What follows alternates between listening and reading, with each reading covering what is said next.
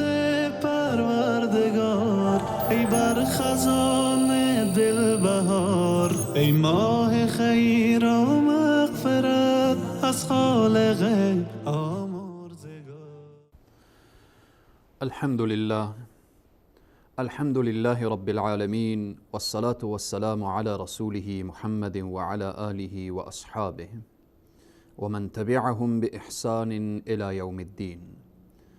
قال الله تبارك وتعالى في القرآن العظيم: فأعوذ بالله من الشيطان الرجيم وأنتم عاكفون في المساجد.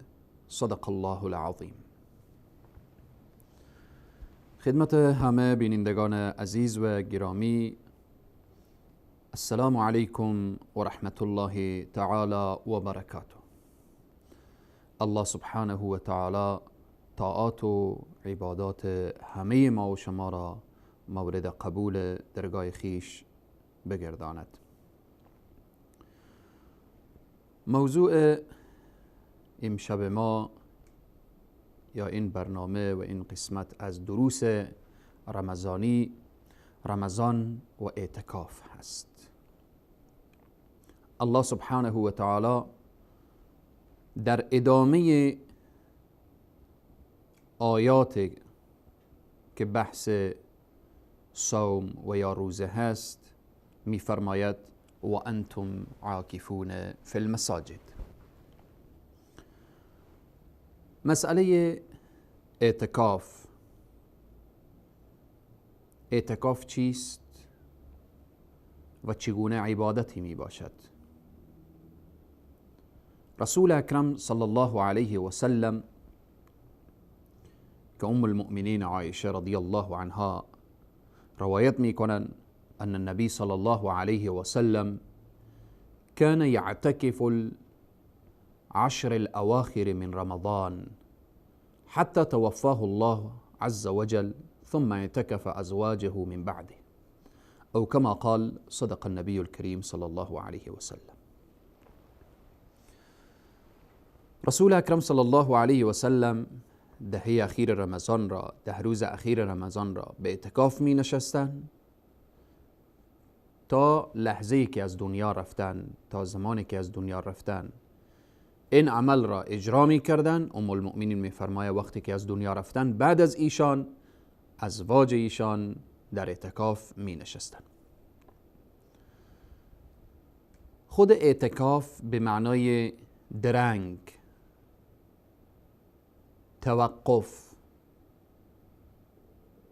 در جای خلوت کردن با پروردگار خیش به راز و نیاز پرداختن.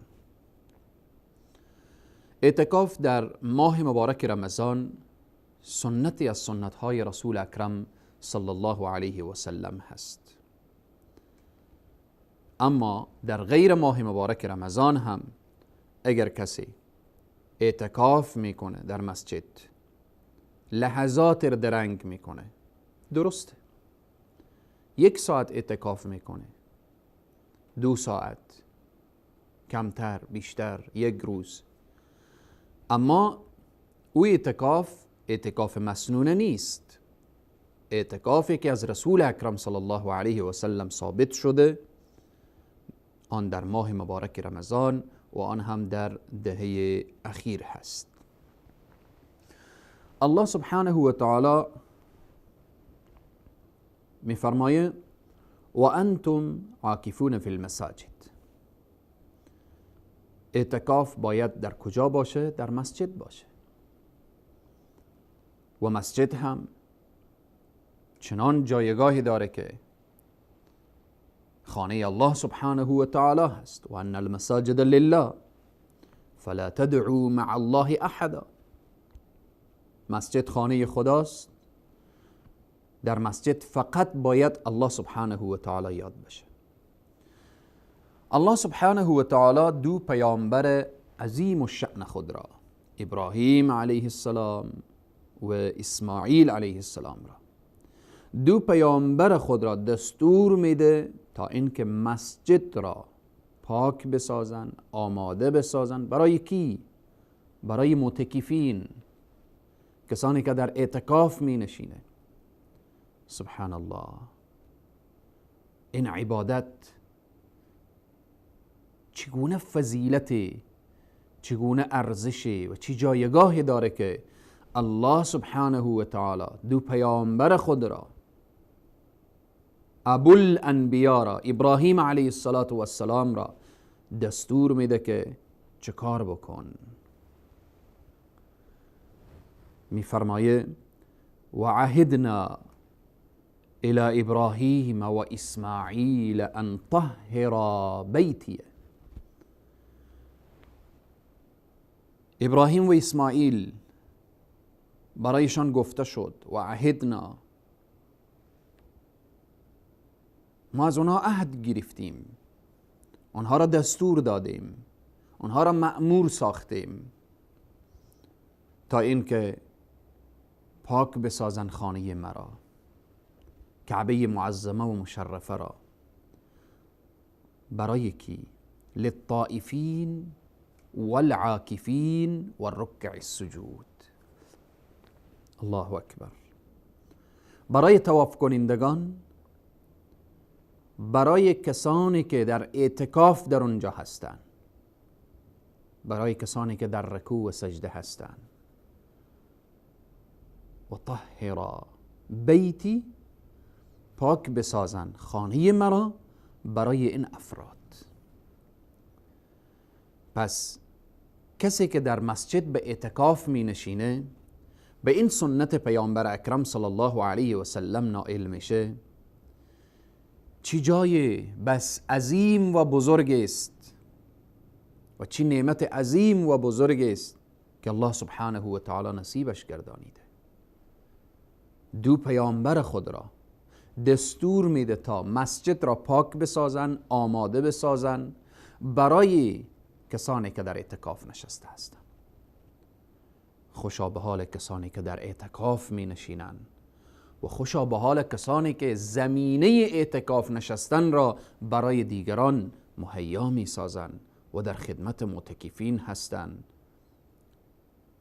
و مساجد را پاک نگه می دارند تا اینکه معتکفین در آن مسجد با آسوده کامل و با راحت کامل به عبادت الله سبحانه و تعالی بپردازند.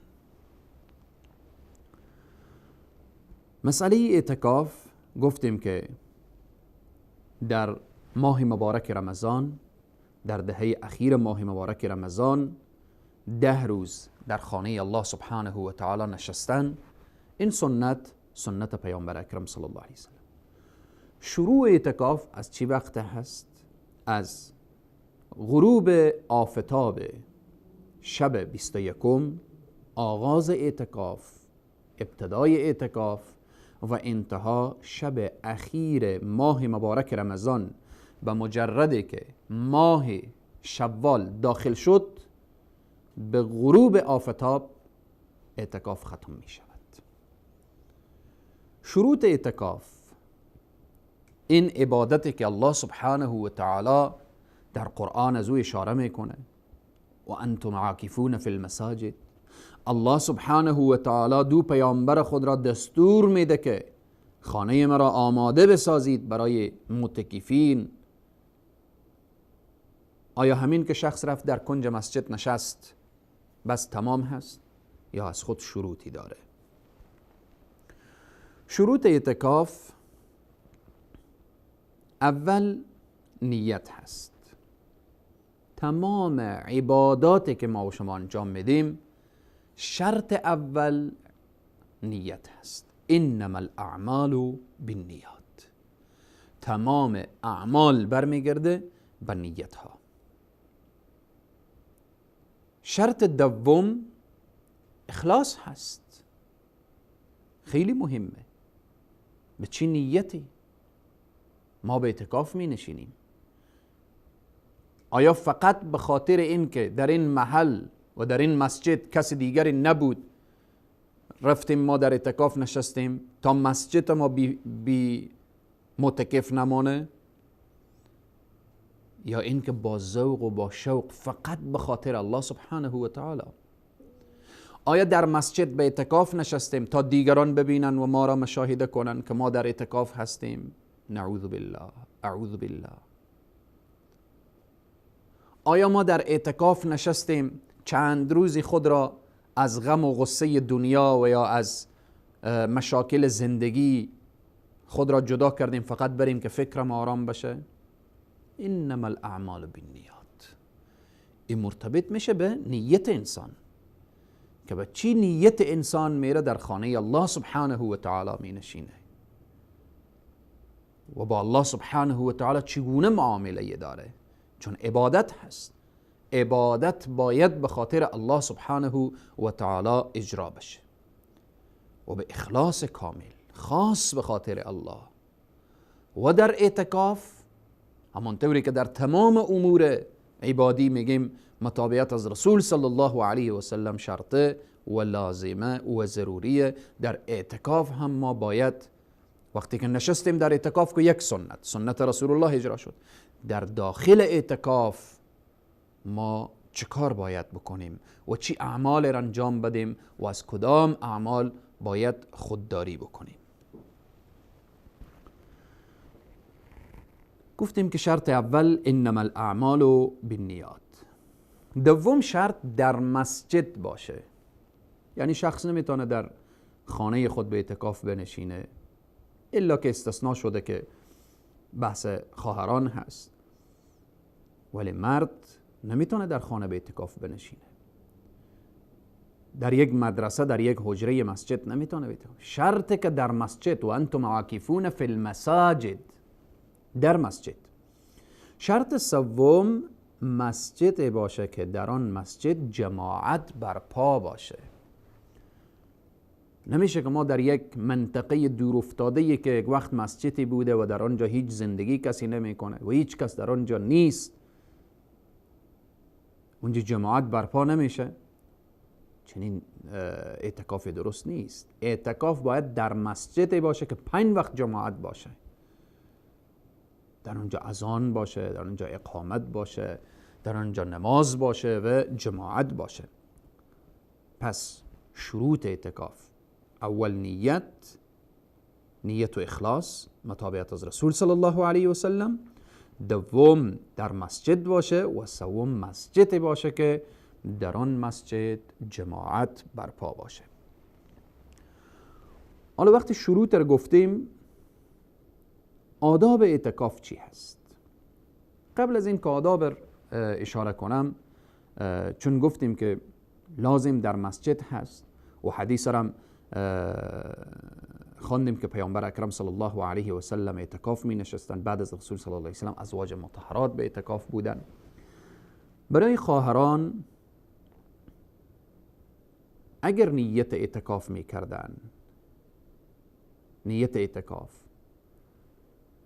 اولا در شرایط کنونی که زمان فتنه هست، زمان که از هر طرف فتنه های عجیب و غریبی هست، پس جای امن و امان بیرون از خانه جای دیگری نخواهد بود. اگر زن در خانه خود در خدمت شوهر بود و مصروف عبادت، شب زنده‌داری داشت، تلاوت قرآن داشت، یعنی فکر و ذهنش به این بود که اگر یک مسجد جای امن پیدا می شد که مخصوص خواهران، در اونجا من می رفتم به اعتکاف می نشستم، خواه مسجد الحرام، خواه مسجد النبوی صلی الله علیه و سلم، جای دیگری، همین که زن مسلمان اطاعت از شوهر داشته باشه، خانه و زندگی را درست و صحیح سر و سامان بده و به عبادت الله سبحانه و تعالی و شب زنده‌داری داشته باشه، اجر و ثواب معتکفین از آن او خواهد بود. پس بناهن بهترین عبادت برای زنها خانهشان هست. و قرن فی بیوتکن، زنها در خانه مستقر باشن.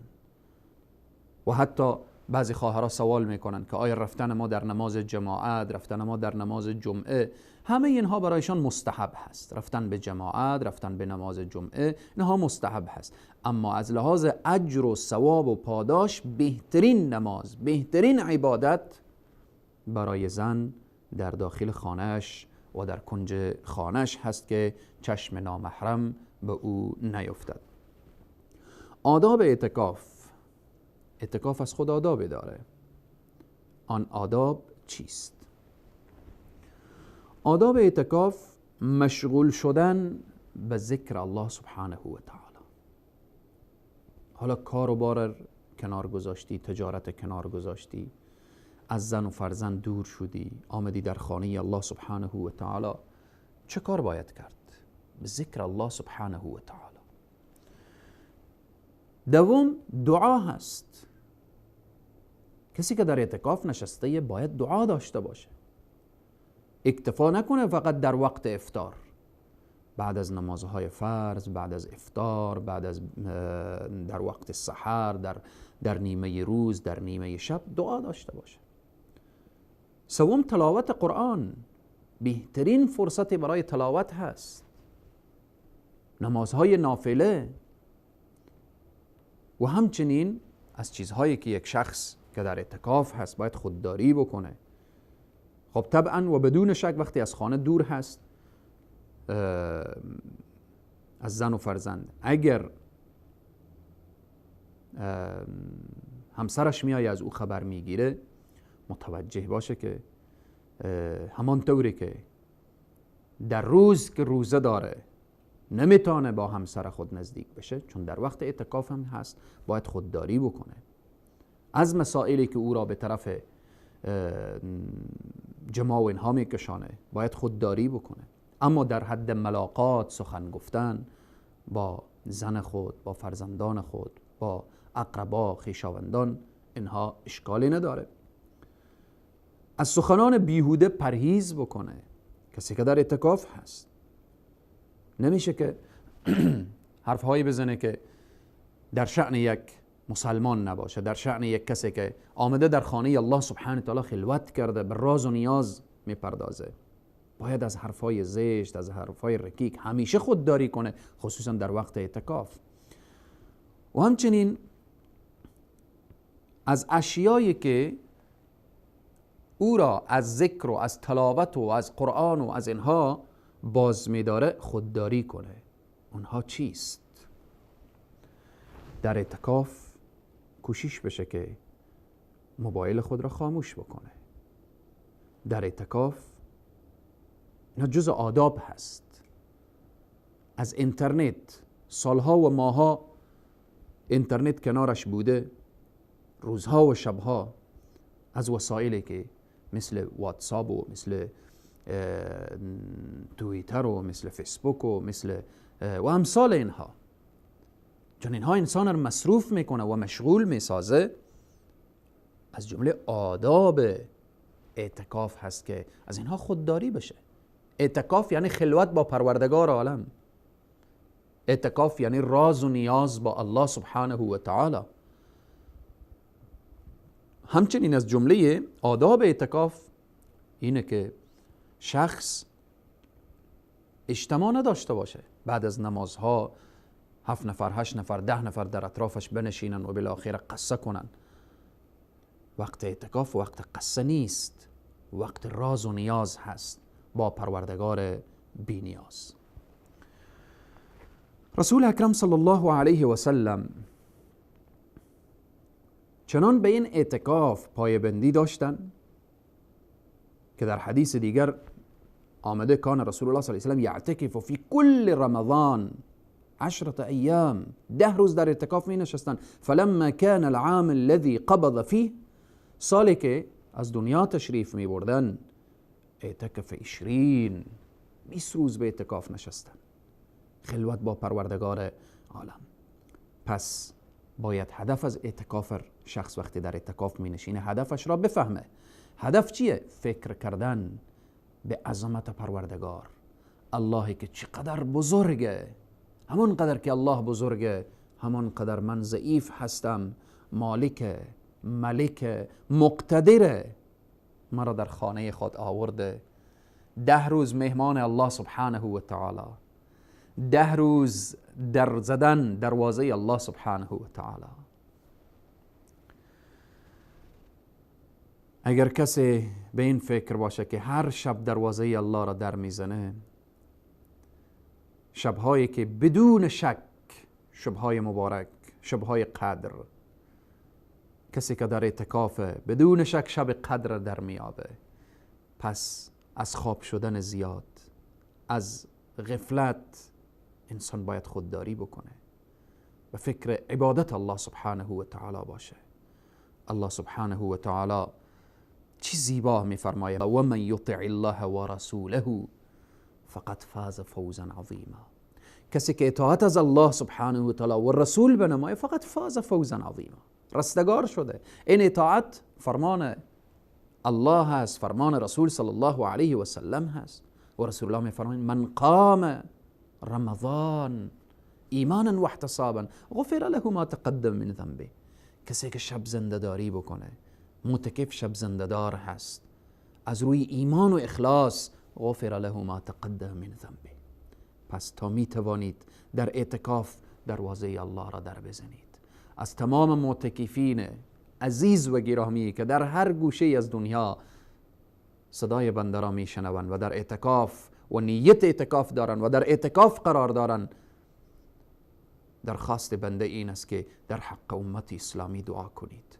امت امروز سخت دچار زخمهای عمیقی شده که اونها نیاز به ملهم داره و ملهم اون زخمها دعای شما معتکفین، دعای شما صائمین، دعای تو خواهر و برادر هست که در حق امت اسلامی دعا کن که الله امت اسلامی از این حالت ذلت و خاری نجات بده.